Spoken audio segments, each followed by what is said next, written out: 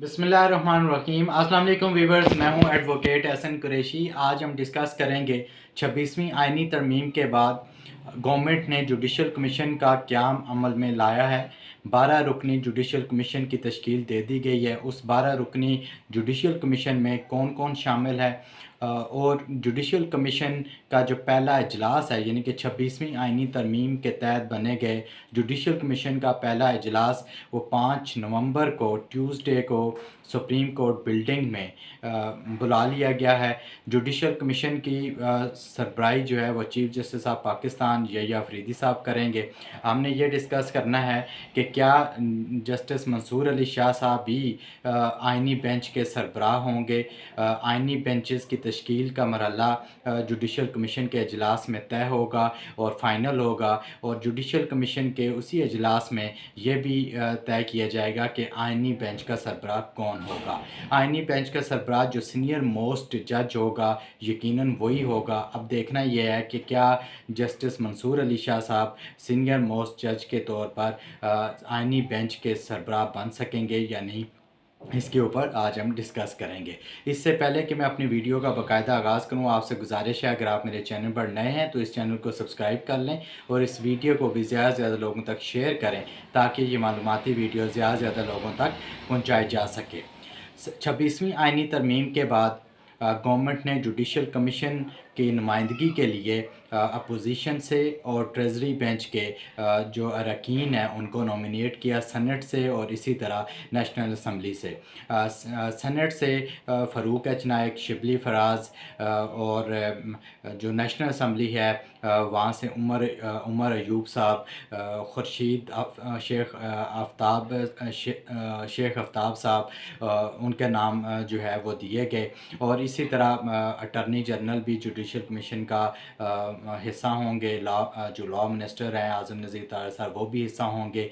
Justice Munib, justice Mansoor Ali Shah साहब senior peony जज जो हैं वो भी इस जुडिशल कमीशन का के मेंबर होंगे। और अख्तर हुसैन जो सुप्रीम कोर्ट के वकील हैं और bar council, Pakistan bar council ने उनका नाम जो है वो दिया है। इस तरह 12 रुकनी जुडिशल कमीशन तश्कील दिया गया है। इसका जो पहला अजलास है वो 26वीं आइनी तरमीम के बाद जो पहला अजलास है वो 5 नवंबर को दिन 2 बजे सुप्रीम कोर्ट बिल्डिंग में अजलास बुलाया गया है। इस अजलास का जो एजेंडा है वो जुडिशल कमीशन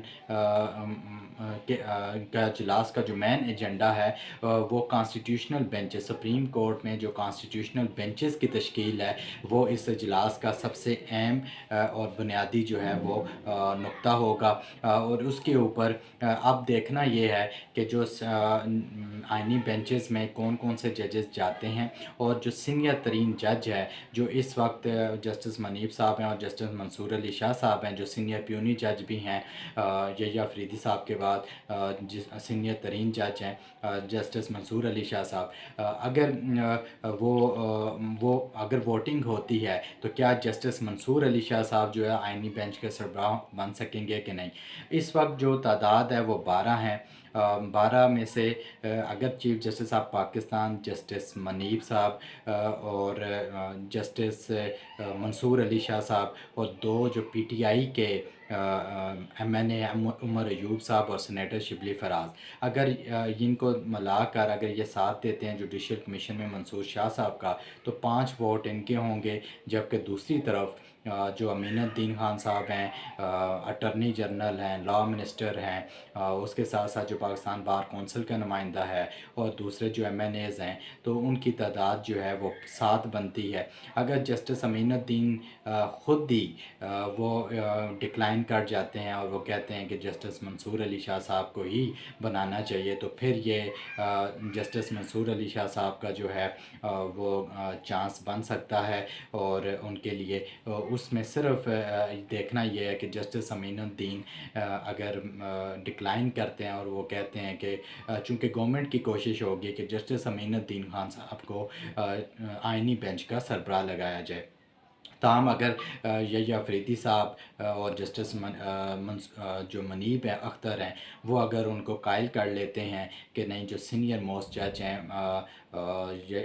جسٹس منصور شاہ انہی کو ووٹ دیا جائے، تو اگر وہ ان کو ووٹ دیتے ہیں تو پھر یہ معاملہ جو ہے چانس اس طرف جائے گا کہ جسٹس منصور شاہ جو ہے وہ آئینی بینچ کے سربراہ بن سکے۔ مگر فی الحال ایس بظاہر جو اس جوڈیشل کمیشن کی جو تشکیل ہے اس میں گورنمنٹ جو ہے وہ اکثریت میں ہے، اور جو اپوزیشن کہہ لیں یا جو گورنمنٹ کے مخالف آپ کہہ لیں جو ووٹس ہیں وہ اقلیت میں ہیں۔ سو زیادہ چانس یہی ہے کہ جسٹس امین الدین جو ہے وہ آئینی بینچ کے سربراہ ہوں گے۔